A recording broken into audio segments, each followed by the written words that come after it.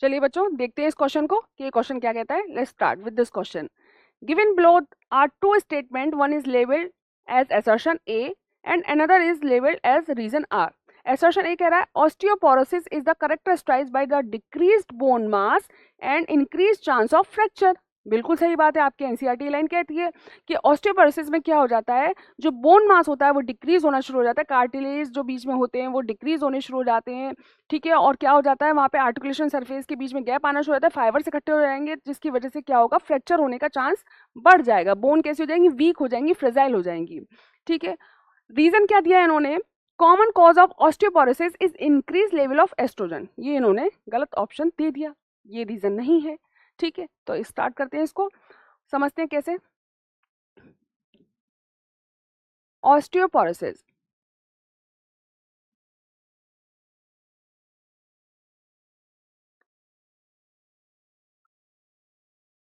इस कंडीशन में बोन कैसी हो जाती है, वीक और फ्रेजाइल हो जाती हैं। कैसी हो जाती है, वीक एंड फ्रेजाइल।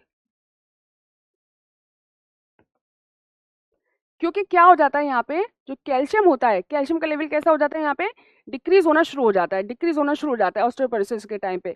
तो इसकी किसकी वजह से होता है ये इंक्रीज, किस हार्मोन की वजह से ऐसा होना शुरू होता है, इंक्रीज पीटीएच, पीटीएच का लेवल बढ़ना शुरू हो जाता है, इंक्रीज पीटीएच यानी पैराथायरॉयड हार्मोन। ये क्या करते हैं, जो बोन होती है, जब हमारे ब्लड में कैल्शियम की कमी होनी शुरू हो जाती है तो बोन में से कैल्शियम को निकाल के दिया जाता है, वो कौन करता है, पैराथायरॉयड हार्मोन करता है, ठीक है। वो क्या करता है, पैराथायरॉयड हार्मोन वो क्या करता है, वो बोन में से कैल्शियम को कहाँ डिपॉजिट कर देता है, ब्लड के अंदर डिपॉजिट कर देता है। तो किसकी वजह से हुआ ये, इंक्रीज पैराथायरॉयड हार्मोन की वजह से कैल्शियम, और या आपकी डाइट में less of calcium ion in your diet, आपकी डाइट में आपने दूध नहीं पिया है, पनीर नहीं खाया है, तो आपके अंदर कैल्शियम की कमी है, इसकी वजह से भी ऐसा हो रहा है, ठीक है। तो कैल्शियम की कमी की वजह से क्या चीज होनी शुरू हो जाती है, ऑस्टियोपोरोसिस होनी शुरू हो जाती है। ये अब पीटीएच किसके एंटागोनिस्टिक है, ठीक है। ये हम जो बोल रहे हैं ना, ये फीमेल के अंदर ये चीज होती है, ठीक है। फीमेल के अंदर मेंस्ट्रुअल साइकिल चल रही होती है, तब तक क्या चीज हो रही होती है,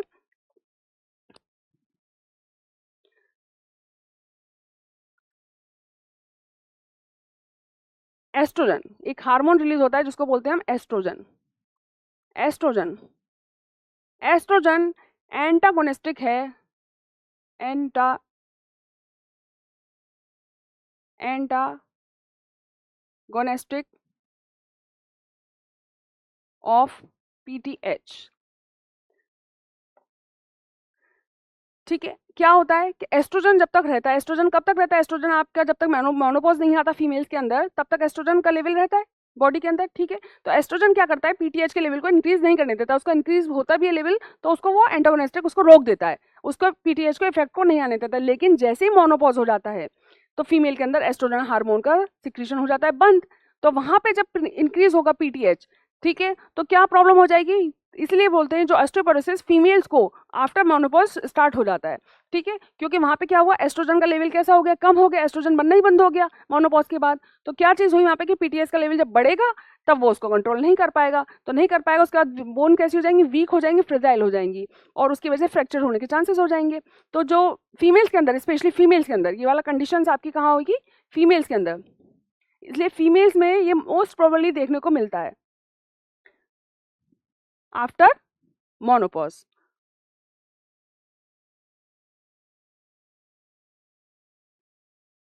ठीक है। तो ये ऑस्टियोपोरोसिस का हो गया कर, ठीक है। तो इन्होंने कहा कि osteoporosis is characterised by the decreased bone mass and increase chance of fracture, सही है। Common cause of osteoporosis is increase level of estrogen, increase नहीं, decrease, decrease decrease level of estrogen. जब तक एस्ट्रोजन रहेगा तब तक तो वो उसको मेंटेन करके रखेगा, पीटीएच के इंक्रीज को रोक देगा, उसके इनिबिशन कर देगा, उसके एक्शन को इनिबिट कर देगा, रोक देगा पीटीएच के एक्शन को, ठीक है। लेकिन जैसे ही एस्ट्रोजन खत्म हो जाएगा, मोनोपॉज का टाइम आ जाएगा, एस्ट्रोजन नहीं बनेगा, तो क्या होगा, वहां पर ऑस्टियोपोरोसिस होनी शुरू हो जाएगी, ठीक है। तो ये वाला ऑप्शन, इसका रीजन जो इन्होंने दे रखा है वो गलत दे रखा है। अब आप एसर्शन रीजन के साथ रीजन मैच कर लीजिए, एसर्शन सही है बट रीजन नहीं है सही, ठीक है।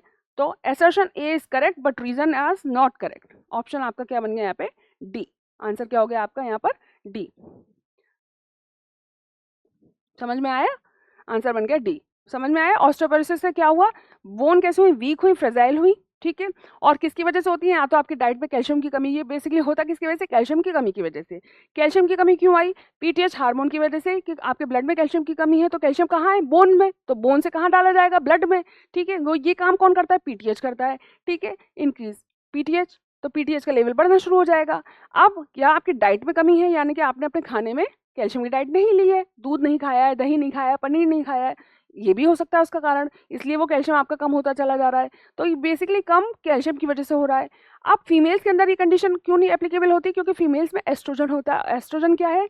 एंटागोनिस्टिक है पीटीएच के। तो जब तक एस्ट्रोजन रहेगा तब तक वो पीटीएच के वर्क को रोक देगा, ठीक है। लेकिन मोनोपॉज के बाद एस्ट्रोजन का बनना बंद हो जाता है, पीटीएच का लेवल बढ़ जाएगा, और फीमेल्स के अंदर मोनोपॉज के बाद ऑस्टियोपोरोसिस होना वेरी रेगुलर, मतलब अक्सर आपको फीमेल्स, आपको जो मोनोपॉज के बाद के मिलेंगे उनको ये वाली कंडीशंस आपकी बोन्स में दिखेगी, ठीक है। तो मुझे लगता है ये क्वेश्चन भी आपकी समझ में अच्छे से आया होगा।